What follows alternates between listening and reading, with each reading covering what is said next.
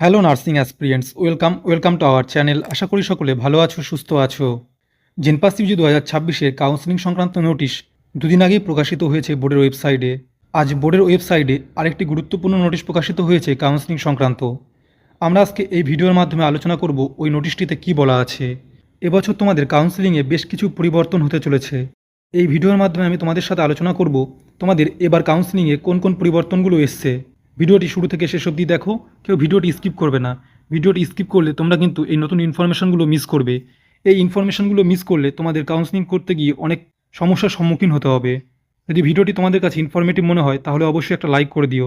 যারা এখনও এই চ্যানেলটি সাবস্ক্রাইব করোনি অবশ্যই চ্যানেলটি সাবস্ক্রাইব করে পাশে থাকা বেল আইকনটি প্রেস করে দিও। এখন অন স্ক্রিন তোমাদের সামনে West Bengal joint entrance examination বোর্ডের অফিসিয়াল ওয়েবসাইট থেকে যে নোটিশটি আজকে প্রকাশিত করা হয়েছে, অর্থাৎ 5/8/2026, অর্থাৎ আগস্ট মাসের 5 তারিখ, আজকে এই নোটিশটি প্রকাশিত হয়েছে কিছুক্ষণ আগে। কি বলছে নোটিশটাতে? This notice is published for information to candidates, notification for e counselling of JENPAS UG 2026।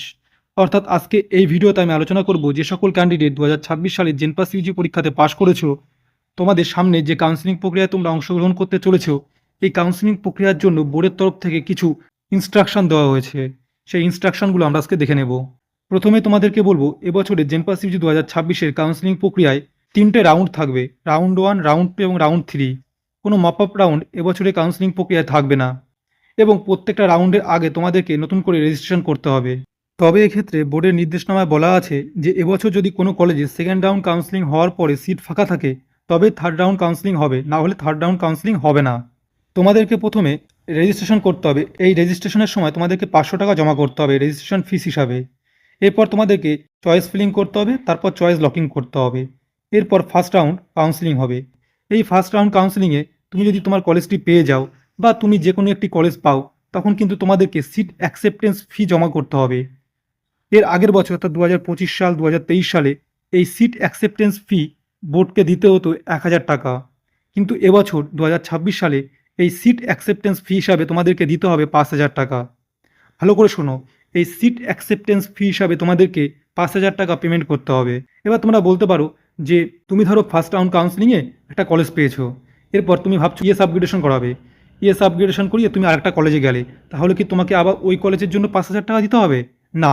তুমি যখনই সিট অ্যাকসেপ্টেন্স ফি হিসাবে 5000 টাকা দিলে এবং তারপর ধরো তুমি প্রথম রাউন্ড কাউন্সিলিংয়ে যে কলেজটি পেয়েছো সেই কলেজের থেকে ইএস আপগ্রেডেশন করিয়ে তুমি পরে আরেকটি কলেজে যাচ্ছ, তাহলে এক্ষেত্রে তোমার ওই 5000 টাকা যখন তুমি সেকেন্ড রাউন্ড কাউন্সিলিংয়ে যে কলেজটাতে গেছো সেই কলেজে অটোমেটিক চলে যাবে। বোঝা গেল? এই সিট অ্যাকসেপ্টেন্স ফি বাবদ তুমি যে 5000 টাকা দিচ্ছ, এরপর তুমি যে কলেজে অ্যাডমিশন নিচ্ছ সেই কলেজে অ্যাডমিশন নেওয়ার জন্য সেই কলেজের যে অ্যাডমিশন ফিস হবে সেই ফিস এখান থেকে কেটে নেওয়া হবে এবং বাকি টাকাটা তোমার অ্যাকাউন্টে রিফান্ড করা হবে। এবার তুমি বলতে পারো যে অ্যাকাউন্টে কীভাবে রিফান্ড করা হবে। তোমরা যখন রেজিস্ট্রেশন প্রক্রিয়ায় অংশগ্রহণ করবে তখন তোমাদের ব্যাঙ্ক ডিটেলস বোর্ডের তরফ থেকে নেওয়া হবে। অ্যাডমিশন ফিস কেটে নেওয়ার পর তোমাদের যে টাকাটা অবশিষ্ট থাকবে সেই টাকাটা তোমাদের ব্যাঙ্ক অ্যাকাউন্টে রিফান্ড করে দেওয়া হবে। এছাড়াও বোর্ডের তরফ থেকে আরও কিছু বলা হয়েছে। কি সেগুলো? যেমন হচ্ছে ওবিসি এনসিএল সার্টিফিকেট।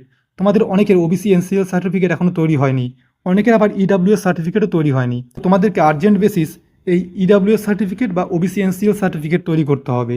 সেই জন্য তোমাদেরকে সেই সংশ্লিষ্ট দপ্তরে, অর্থাৎ ইডাব্লিউএস সার্টিফিকেট যেখান থেকে তৈরি হয়, ওবিসি এনসিএল সার্টিফিকেট যেখান থেকে তৈরি হয়, তোমাদেরকে সেখানে যেতে হবে এবং তোমাদেরকে সেখানে গিয়ে এই নোটিশটি দেখাতে হবে যে তোমার কাউন্সিলিং 2 থেকে 3 দিনের মধ্যে আছে। তোমাকে 2 থেকে 3 দিনের মধ্যে এই সার্টিফিকেটগুলো বোর্ডের ওয়েবসাইটে জমা করতে হবে। এই জন্য তোমাদের এই সার্টিফিকেটটা ইমিডিয়েট প্রয়োজন। তোমরা যদি তোমাদের আর্জেন্ট বেসিস এই নোটিশটি দেখাতে পারো তাহলে তারা অবশ্যই তোমাদের এই ওবিসি এনসিএল সার্টিফিকেট অথবা ইডাব্লিউএস সার্টিফিকেট তৈরি করে দেবে। দেখো নাম্বার পয়েন্টে কি বলছে। A candidate receiving a seat allotment for the first time in any counselling round shall be required to pay a seat acceptance fee. কত দিতে হবে? 5000 টাকা। Through the prescribed online payment modes and download the allotment letter. তাহলে তোমাদেরকে 5000 টাকা payment করতে হবে seat acceptance ফি হিসাবে। তো নোটিশটিতে বলা আছে, তোমাদেরকে দেখিয়ে দিলাম। এবার তোমাদেরকে বলবো যে তোমাদের যখন ফার্স্ট রাউন্ড কাউন্সিলিং হবে, এই কাউন্সিলিংয়ে তুমি যে কলেজটি পাবে, ধরো তুমি যে কলেজটি চয়েস করেছিলে সেই কলেজটি তুমি পাওনি, ধরো তুমি তোমার পছন্দের কলেজটি পাওনি, তবুও তুমি কিন্তু ওই কলেজে গিয়ে অ্যাডমিশন হবে এবং ইএস আপগ্রেডেশন ফর্মটি ফিল আপ করে রাখবে। তাহলে কী হবে? তুমি সেকেন্ড রাউন্ড কাউন্সিলিংয়ে অংশগ্রহণ করবে। যদি সেকেন্ড রাউন্ড কাউন্সিলিংয়ে তুমি তোমার ওই পছন্দের কলেজটি না পাও, তুমি ফার্স্ট রাউন্ডে যে কলেজে অ্যাডমিশন হয়েছিলে সেই কলেজে থেকে যেতে পারবে। তো আজকের এই ভিডিওতে এটুকুই বলার ছিল। তোমাদের যদি কারো মনে হয় যে তোমরা এই নোটিশটি দেখবে, তাহলে তোমরা বোর্ডের ওয়েবসাইটে যাও এবং জেনপাসিজি সিলেক্ট করবে। তারপর একটু নিচের দিকে গেলেই তোমরা এই নোটিশের একটি লিঙ্ক পাবে, সেই লিঙ্কে ক্লিক করলে এই নোটিশটি ডাউনলোড হবে। এছাড়াও তোমরা কাউন্সেলিংয়ের কোন কোন বিষয়ের উপর জানতে চাও অবশ্যই কমেন্ট বক্সে কমেন্ট করো। আমি পরবর্তী ভিডিও সেই সকল টপিকের উপর ভিত্তি করে তৈরি করব। দেখা হবে পরের আরেকটি ইনফরমেটিভ ভিডিওতে। সবাই ভালো থেকো, সুস্থ থেকো। জয় হিন্দ, জয় ভারত।